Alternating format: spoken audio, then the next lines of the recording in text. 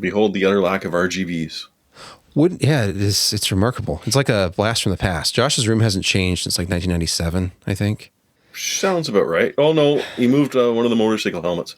Oh, plus he has a gamer chair. Look at that gaming-looking chair. Yeah. Well, he's had that for a bit now. Oh, okay. His broad shoulders usually hide most of the signs of it being a gamer chair. Okay. Yeah, Josh, looking good. I agree. He was looking rather svelte as he left the room. His hair looked nicely trimmed in the back, what there is of it. Hello, everyone. Welcome back to the PC Perspective Podcast. We're recording this on Valentine's Day, 2024. Very special episode of the podcast. It's episode 760. I'm Sebastian Peak. I'm Jeremy Hellstrom. Wasn't that an AMD chipset? The AMD 760, aka Iron Gate? Iron Gate. That was Iron Gate. My name's Josh Walrath, and my wife doesn't allow me to date anymore. You can go to patreon.com/PCPer and support this nonsense and keep the show and site going. Become a patron of the PCPer Arts. And one of the things that you just couldn't live without is obviously Josh's food segment. Josh, please take it away. Dude, so they changed around their menu, so I don't have an exact rundown of what this is, but it's the green chili burger. Green chili burger. Look at all those fire roasted Hatch green chilies, plus some red chilies in there. It's a pepper jack cheese.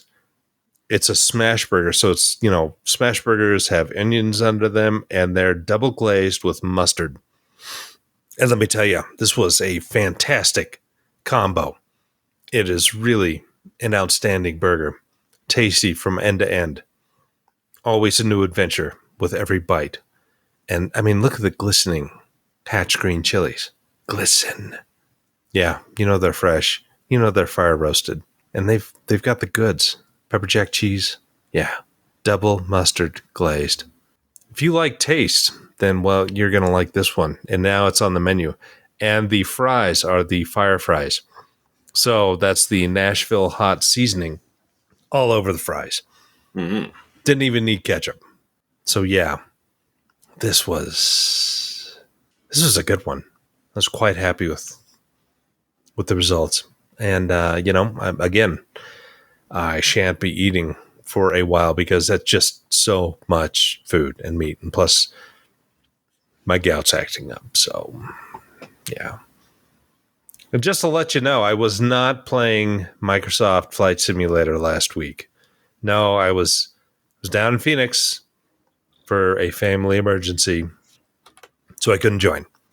Someone was playing Flight Sim. Not me.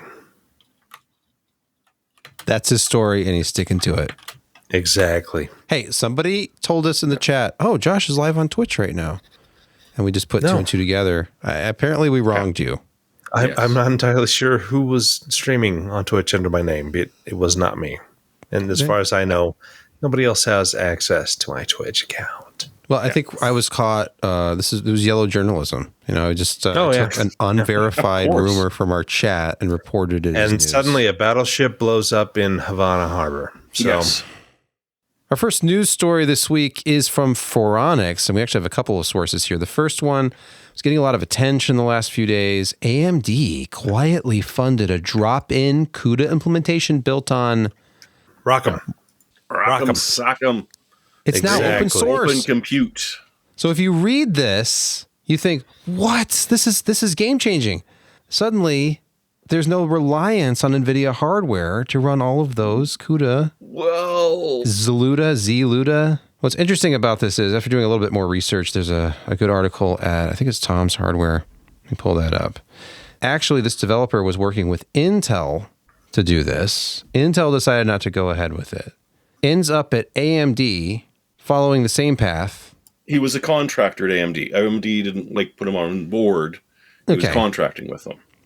So it was a private project that he was lobbying to have turned into an actual commercial product at Intel. They said, take that off of your GitHub while you're working for us. then goes to work at AMD, where AMD is apparently, funding him via his contract to develop this. They decide to pass on it as a commercial product. So now he has full rights to it again, I guess. And he's put it up again. That was part of the agreement with AMD, was that if they didn't adopt it as a product, he was allowed to walk with it and post it to GitHub. Okay. Except now he's bored of it.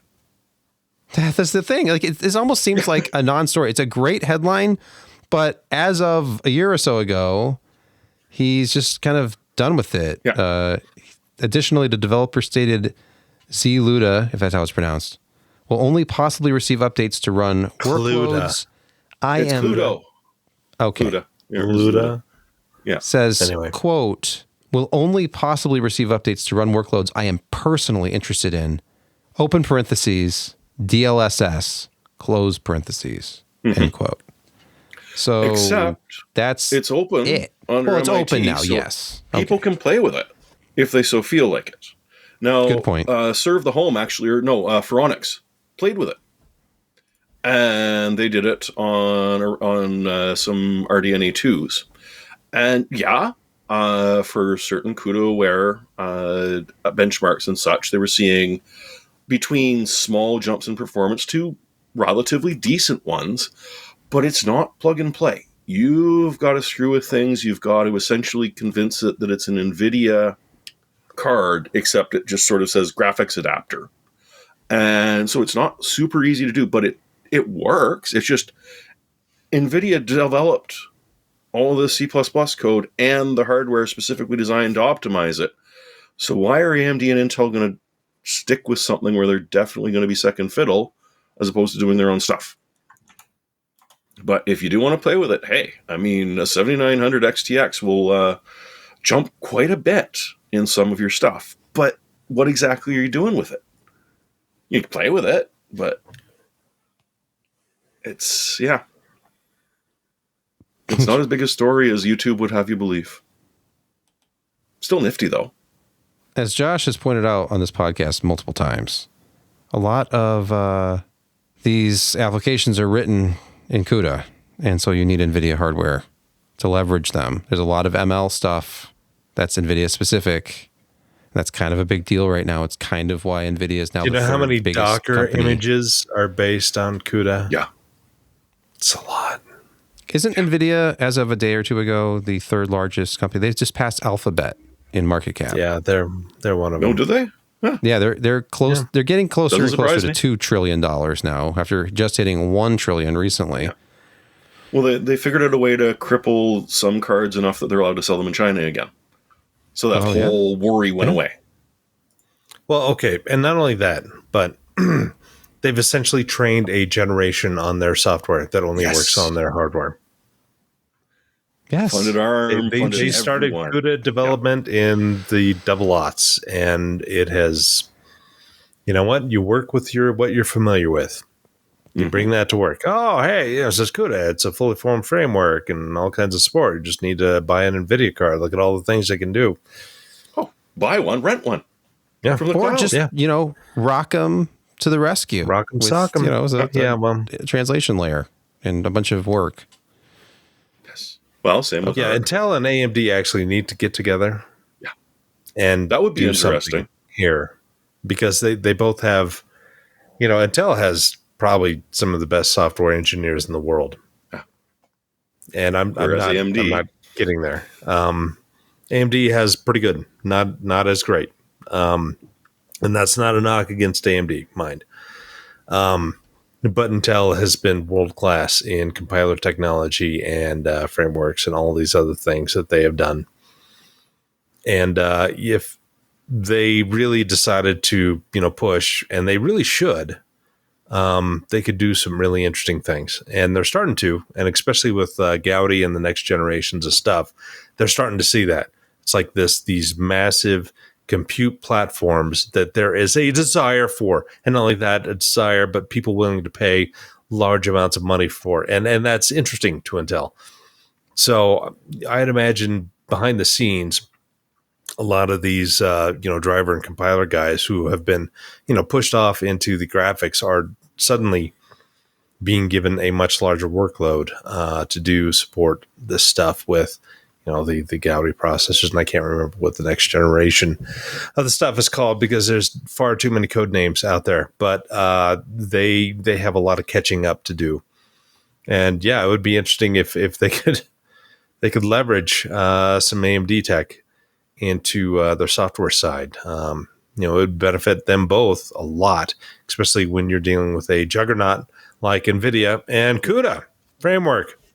Hey, you know what? That could be a perfect transition to our next story. Because speaking of NVIDIA and, workstation graphics needs, who wouldn't want to drop in this little half-height, slot-powered RTX 2000, now powered by Ada Lovelace Technologies? The architecture of the current gen has trickled down. Now, this is a little confusing, so please bear with us here for just a moment. There is an existing product called RTX A2000. The A stands for Ada, right? No, Ampere. So the new Arachnid. Ada generation RTX 2000 drops the A.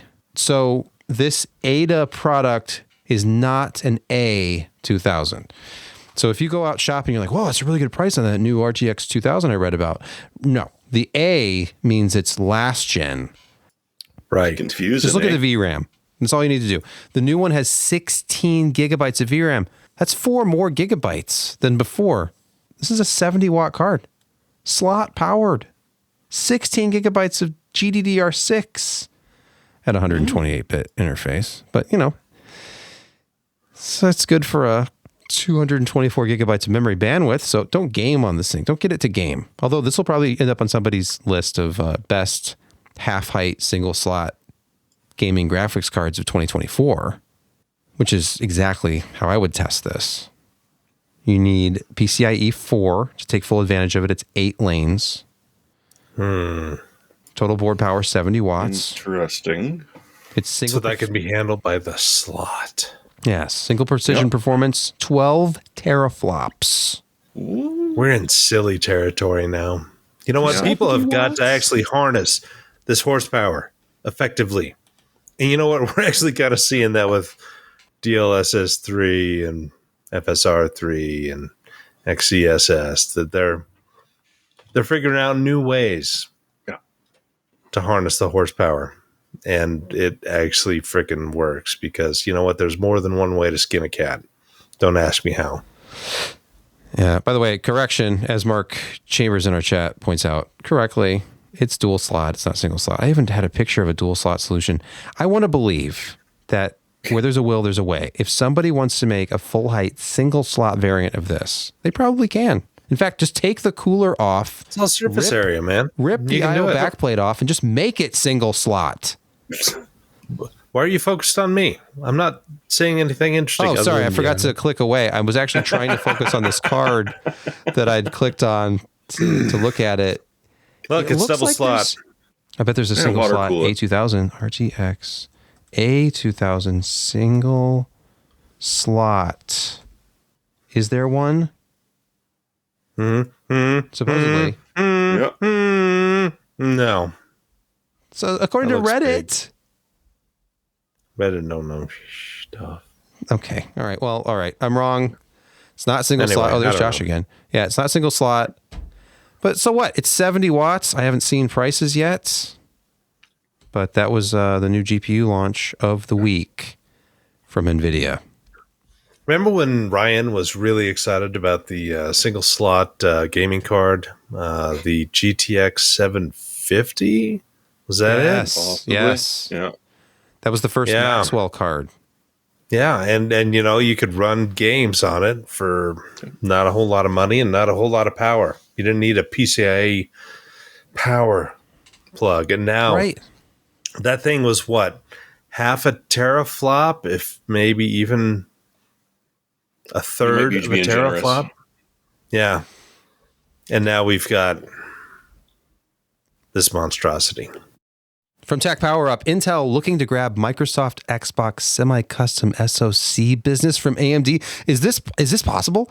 Intel is reportedly pitching Microsoft to work on an all-American semi-custom SoC for Microsoft's next Xbox generation. I'm quoting the article directly. This is fascinating, if true. Now, the sources are Tweaktown and MLID. So MLID has sources. I don't know if Tweaktown's using the same sources or using MLID as a source. But this is pretty fascinating. I'm sure that they would love to get into this. But Josh, Jeremy. Yes. Is the cloud strategy of a company like Microsoft, is it possible that it really doesn't matter what SoC is in this? Or do they still need to rely on local GPU rendering? They still need to rely on local GPU rendering, because if you're out with a 20 megabit down, 2 megabit up DSL connection, you're not getting the full effect of a Xbox next generation experience. It's going to suck. It's going to suck badly. It's going to be awful. And so, yeah, they still need the power. And, you know, what's interesting about this is that we actually have historical records of such things happening. The original Xbox was going to be AMD Athlon based. And then Intel came in with an offer Microsoft can't refuse, and they essentially got a Celeron processor with the NVIDIA graphics chipset. AMD was at the release with people there, and Microsoft came up to us like, we're going to handle the entire presentation. We don't need you to come up. They did the presentation and said, we're using an Intel CPU. And the AMD people were just flabbergasted, because essentially contracts had been signed and it was going to be the way. And yeah, Intel came in with a Pentium 3 Celeron based CPU that ended up being the main processing unit. And the next generation of Xbox 360 was PowerPC. And that is a whole other political thing out there. But no, AMD, they thought they were going to be the original Xbox. They had everything set up for that, and it didn't work. And so Microsoft has a history of, you know, changing their mind. So it is not, it's not out of the realm of possibility that Intel could poach them with a product that, you know, has a reasonable Intel CPU with Battlemage graphics, and they could integrate that in and support Microsoft.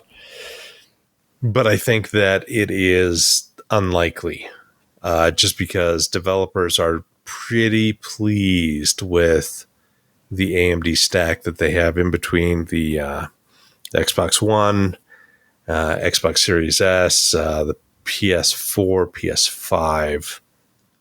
But think about this, Josh. I can think about a lot of things. Intel has better ray tracing support. So if you put them apples to apples, you find a GPU of equivalent power on the Intel side. It's but isn't RDNA 5 supposed to be, or even RDNA 4 supposed to be really ray tracing forward? And AMD has not briefed me on the future of their GPU architecture, so no, I have no idea. Yeah, so it's that's the rumor.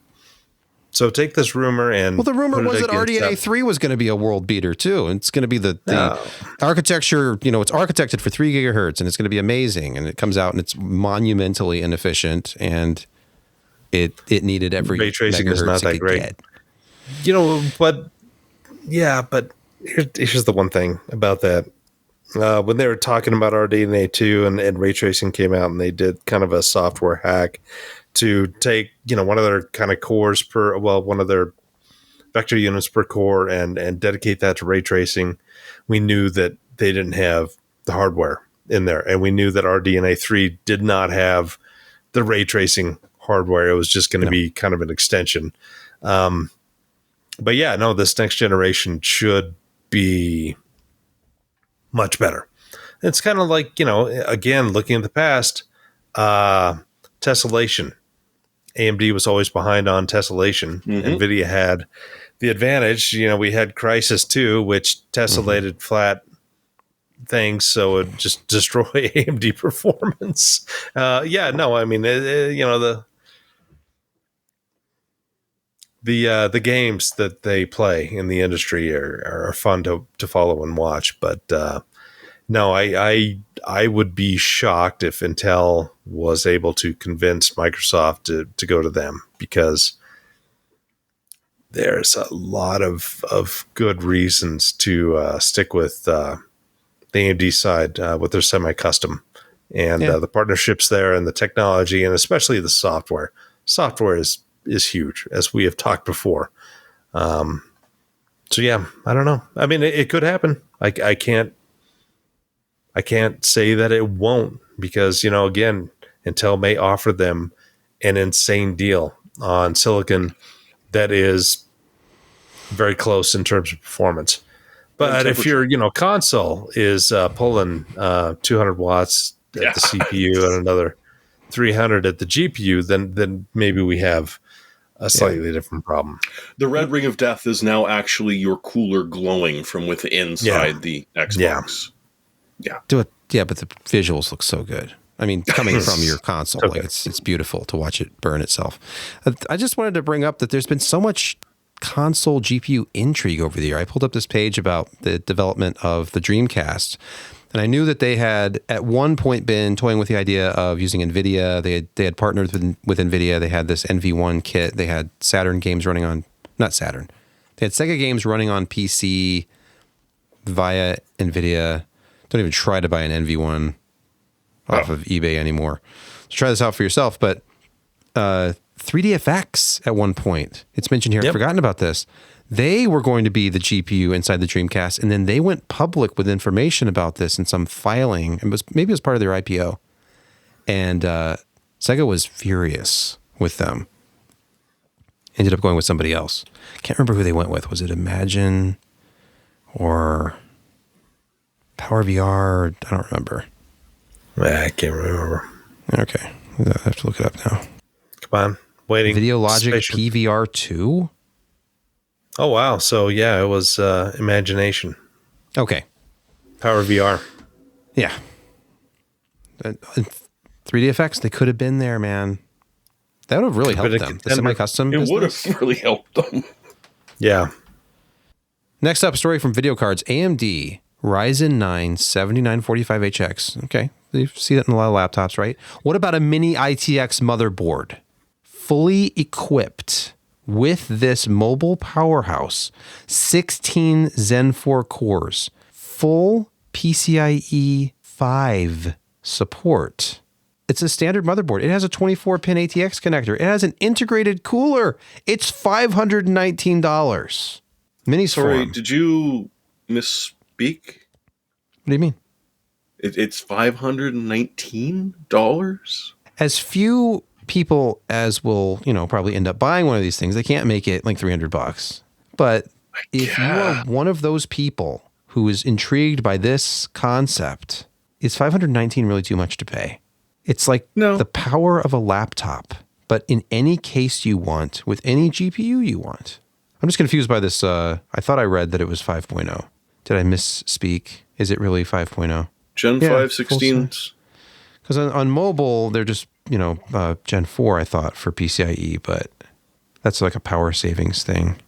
Okay, I mean... This is interesting. I'm glad that somebody's doing something interesting. Because we saw that console motherboard that you could buy, and it was kind of a hack because the GPU cores had been disabled, I think, and it was just a CPU. This is and I mean, the fact different. You can throw a full GPU in there, assuming your case will fit it, or... Yeah, I guess. Somebody said, does it have a graphics chipset? That's a great question. I don't know why it wouldn't. Wouldn't it have... Yeah, there's video out on the back plane. Yeah, because it is the mobile processor, isn't it? Yeah. So, yeah. I should just go to the Minis Forums website and look at the specs. That price, by the way, is a sale price. It's $130 off right now because Whoa! It was $649. Has an AMD Radeon 610M. We did digital investigation and came up with an answer, and it was very nice. Mm-hmm. No, it was a basic graphics of It's integrated graphics that come with the mobile chipset. Yes, Yeah, 610M. It's two CPUs or GPUs or whatever the hell they call them. Yeah. Yes. Oh, guys, I have breaking news. This just into the PCPer news desk. The RTX 4080 Super is out of stock. Just about everywhere. Even at its ridiculously inflated prices? Well, at Of $1,000? $999. We're talking about MSRP. Oh, okay. About So any I'll buy one at $1,600. any RP, any retail price. So there are some. When this article was written several days ago, it was just about unavailable everywhere. We should check on this live. People love it. They can't get enough of us going to websites and just searching for things. Let's see. RTX 4080 Super. Let's see if there's one in stock right now. Yeah. Yes. Okay. So the story, non-story. Oh, $200 more.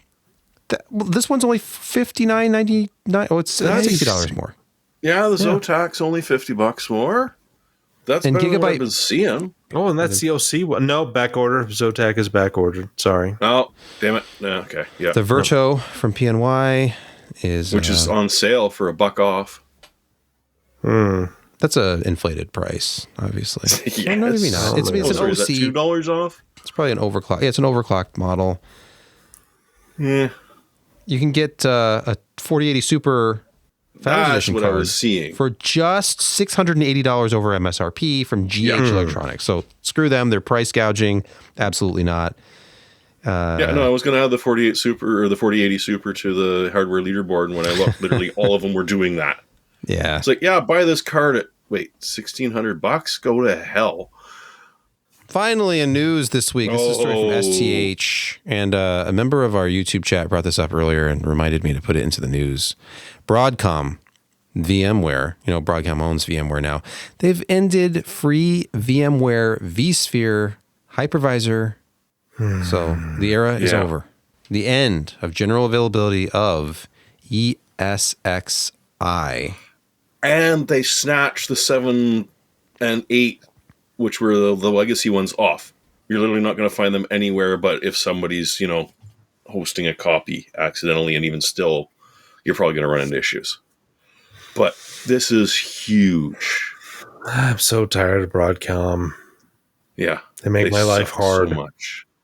But I can see where they're coming from because you know what? You can get a pretty cheap server and host like 15 VMs on them because, CPUs have so many cores, memory is so cheap, storage is so cheap.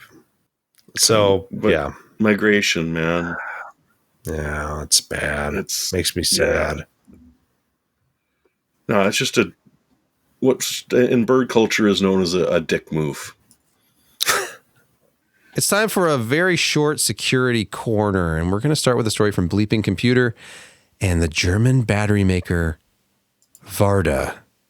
And you know this name. If you've ever watched retro PC YouTubers or ever tried to work on an old 386 or 46 board or an Amiga 2000, you know the name Varda. You know about those batteries that leak everywhere, destroy everything they touch. All the Germans, bleep Varda, bleep bleep battery. yes. Yeah. German battery maker the Varda. Germans don't do anything half-assed. And leaking batteries. Yeah. When they is the full meal destroy deal. vintage American motherboards, they go all the way. So Varda has halted production after a cyber attack. I wonder who did this to them. I guess they make other kinds of batteries too. Plus, they're partially owned by Energizer Holdings. Just quoting the article, battery maker Varda AG announced yesterday that it was targeted by a cyber attack that forced it to shut down IT systems, causing production to stop at its plants. Well, now they know the pain. I've had production stop on an Amiga 2000 machine that was severely damaged by battery leakage, so I know how it feels. Varda, it's a taste of your own medicine. You should have made batteries that didn't leak after 10 years. And then they wouldn't have attacked you. So that's the Varda story. And next, also from Bleeping Computer, hackers used new Windows Defender 0 Day to drop DarkMe malware. So this is a very, when you look at it, it's so absurd. So this is something that Smart Screen was unable to prevent because apparently Well, it will scan inside of your zip files to make sure that there's nothing really weird there. It's going to go off to a remote location. They didn't consider the possibility that an URL file might point to a different URL file. Essentially a shortcut and a shortcut. And we have been vulnerable to this for a very long time. So it was recently been used since about December to go after a whole bunch of financial markets, actual traders, and that sort of thing. And Microsoft is like, well, it's not that big of an issue because it's not like it forces the user to go there. They have to click the link because they click the link. It's just what happens. So yeah, as of Patch Tuesday, they did put this out. So if you've been dragging your feet on Patch Tuesday, you might want to jump at least on the security update because this is just so ridiculously simple, but yet not apparently to Microsoft. It's just I'm glad people haven't been using this for a while because it is one of those so obvious that it's been overlooked, I guess. So patch, and yeah, there is a whole list of indicators that you've been compromised. If you go to that story and click, it'll tell you more or less if you've been hit. Chances are, if you don't use 4X, you haven't been, but these guys have been around for a long time and have been hitting a lot of different people. This is just their newest toys. So aren't you glad we did a security corner now? Yeah, and we could have been worse. We had other 0 days. We could talk about something about Microsoft Exchange server. Just keep everything patched. How about something more positive from Microsoft? How about movie tie-ins for free? Because, the movie budget included the promotional consideration for Microsoft to add a Dune expansion DLC. We're into gaming quick hits, and Dune expansion DLC released for Microsoft Flight Simulator for a cost of $0. 0 and 0 cents. Oh, I can listen to this article. That's nice. But if you ever wanted to fly an ornithopter, which, a lot of people do, you can do that. They have, working cockpit. They've got landing and taking off and rescuing pilots. Apparently. Yeah, you can put everything in and drop off a cliff. This looks pretty good. And you can do this on both Arrakis and apparently on Earth. By the way, for those of you unfamiliar, Arrakis is the planet otherwise known as Dune. Just in case you didn't know the Frank Herbert, lore.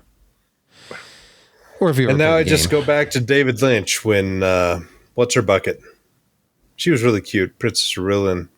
I can't remember the actress who did that.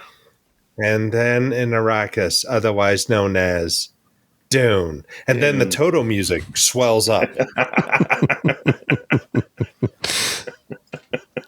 And, Patrick Stewart is in there, too, for some reason. Yeah.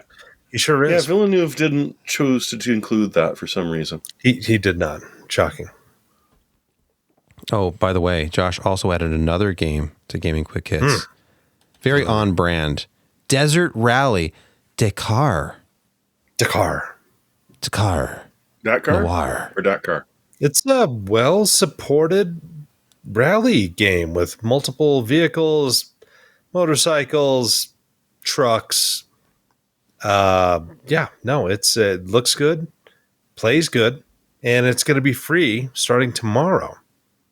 So for how long? Yeah, is this one of those free games at Epic? It's going to be a week.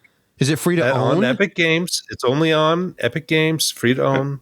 Ooh, you'll be able to buy the add-ons and whatnot, and there's a lot of add-ons. So it's if you enjoy racing over terrain,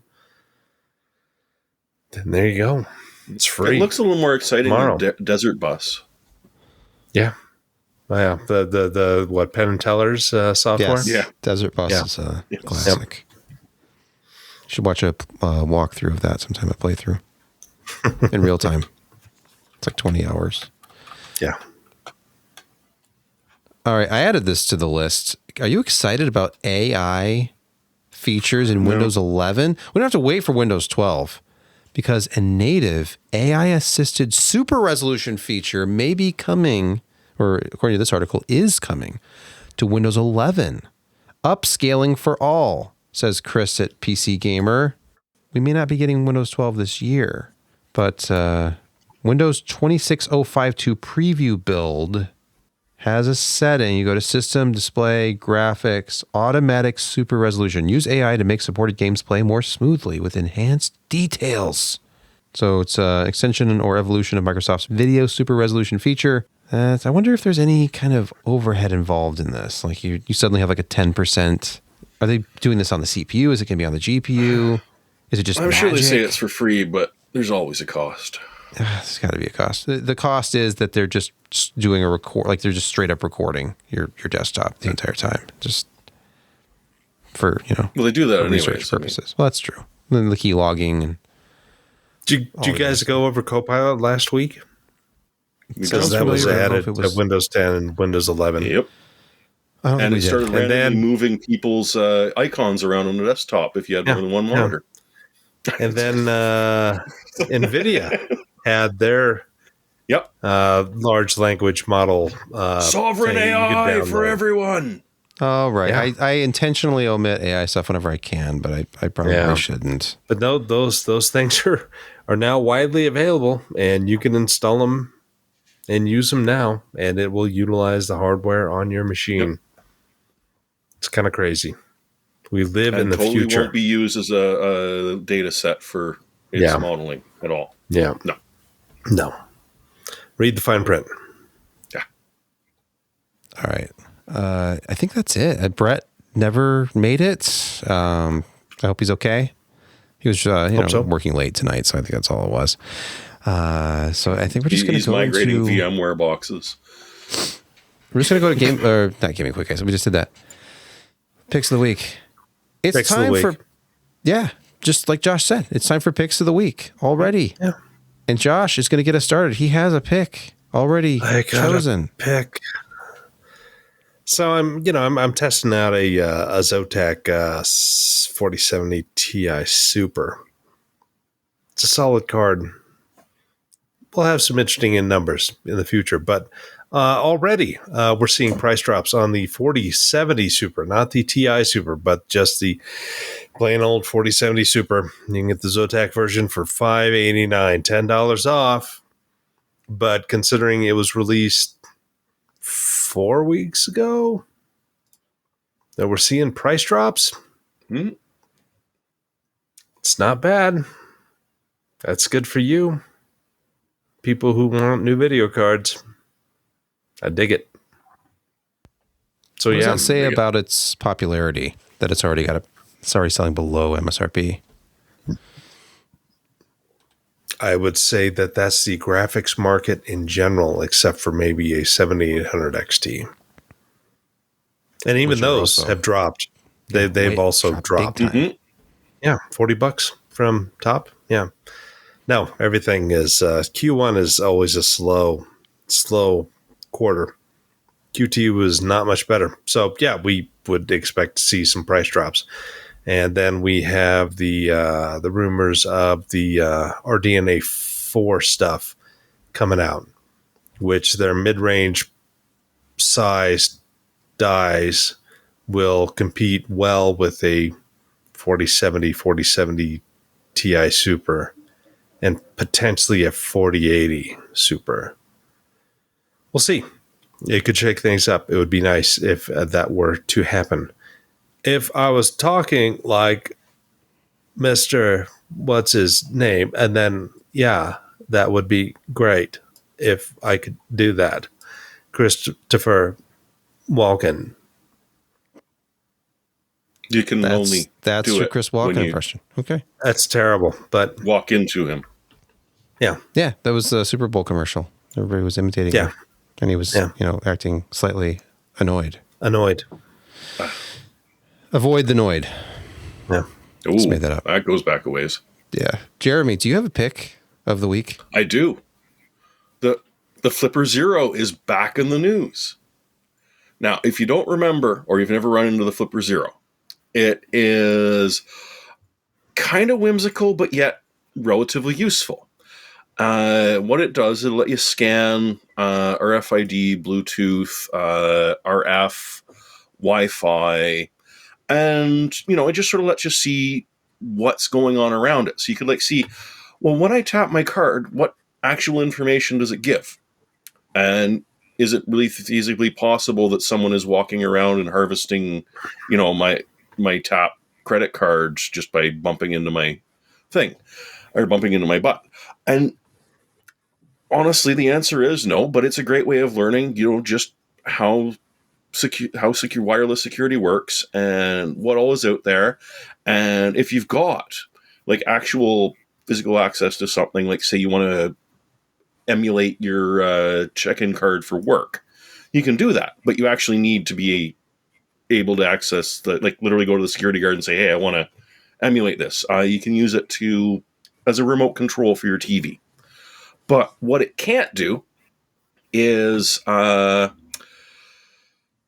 be like a card skimmer. It literally can't skim a card. It can't decode any of this stuff. It's just like, hey, this is the traffic that is going. It's not reading the traffic. It's just telling you what the traffic exists. But that's why it was kicked off Amazon a year ago. And so now this device has been banned in Canada completely by one of our idiots, Francois-Philippe Champagne, who's supposedly our Minister of Innovation, among other things.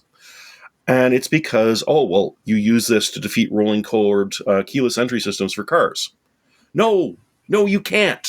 Literally not a thing you can do with this thing. It's just something must be done. This is something, therefore we must do it. It'll let you know that there is traffic going between your car and the key fob. It'll give you a general idea of what the security is on it. It won't let you defeat it because it can't read it. It's just this sort of a little toy to help you sort of learn how wireless communications of all sorts work. And unfortunately, it's got this reputation on YouTube where people will put it like, oh, look, I've got this. I've got it. I've got the Flipper Zero, and I'm going to break into this car, and a jump cut. And it's the car, and a jump cut back. And they're playing with a Flipper Zero and a jump cut, and the door's open. This did not happen. It's not possible to do that with this device. It's just for observing. It's not even really good pen testing. It just lets you know. But no, don't worry. You'll be having a visit if people know that you have a Flipper Zero or you order one. And I'm looking forward to the next idiotic move of banning something that's perfectly innocuous. You can still order them from the website. I just wouldn't do it if you're a Canadian. Just move to the USA. It's really close by and very safe. Whatever. It is. You have this is the best country in the world to live in if you like buying shit online. I hear that a lot from Americans because it's cheaper here, and we don't have VAT, and you get stuff from China, Japan, Canada, anywhere. It just shows up. I don't pay any kind of import fee on it. There's no customs hold up. It just comes to my door. You can just buy. Oh, this picks of the week. I have a pick this week, by the way. Yeah, sure you do. I do have a pick this week. My pick this week is Kent Burgess. Yes, Kent, please come back to PCPer. Look at these articles. At his last review, way back in September, some of the finest photography you'll see in this industry. He's kind of got the original Star Trek vibe going, just like a neutral wall. Then he just paints it with light. That one painter who paints with light. He paints with light, but with lights actually pointed at the cocaine guy. I was thinking Thomas Kincaid. But was he a cocaine guy? Okay. Well, that's how he died. There's depth of field. There's lighting. Master of light. And he's also a fantastic podcast panelist. Go back to previous episodes of PCPer podcast, and Kent is he has a dry wit and some of the best outros in PCPer podcast history. That's all I'm saying. He's got a wall of graphics cards. Yeah, which we tease him about. It's it's jealousy. I admit it. I tease because I'm jealous of his life. Oh yeah. His disposable income, all of that. His hair. He can grow a beard, which I cannot do. And I'm 42 years old. So I'm I can 51. Time grow to like give up. a little bit here, and then there's like a gap. Like I have not shaved in days. And this is what I have. I have some here, wispy crap up here, and there's like a gap, and then some random hair comes in around the cheeks. It's not attractive. I get random hairs on my neck too, but it doesn't. I don't know how long it would take to fill it all out. Like I could try for the next decade. I'm not Years. sure it would. Yeah. Oh, okay. It'll be patchy. Kent's in our chat. He admits that he shaves his balls and uses super glue to glue hair to his face. All right. Well, I could do that too if I wanted Well, all right then. Yeah. that effect. All right. On that note, I think it's time to wrap it up. I don't know if you guys have anything else to say. We're still waiting on Brett to join us. It could happen at any moment. Got none? It'll probably happen shortly after we go off the air, actually. But You know, that's it. It was a good Wednesday. I mean, things could be worse. Things could be a lot worse. We could be under nuclear war. We could have fallout. We could have Cheyenne blown to smithereens. And I'm not reporting to you now, but all these things are happening. Well, not happening. But that's good because I like life. There have been a lot of things that have, kicked me in the crotch, but overall I'm positive about it. Things are good. I still hang around with good people. Got family. Got things to look forward to. There are people out there doing creative things. But sadly, I'm not one of them. I'm a critic and I only report on things, and so I'm just an ass, and good night.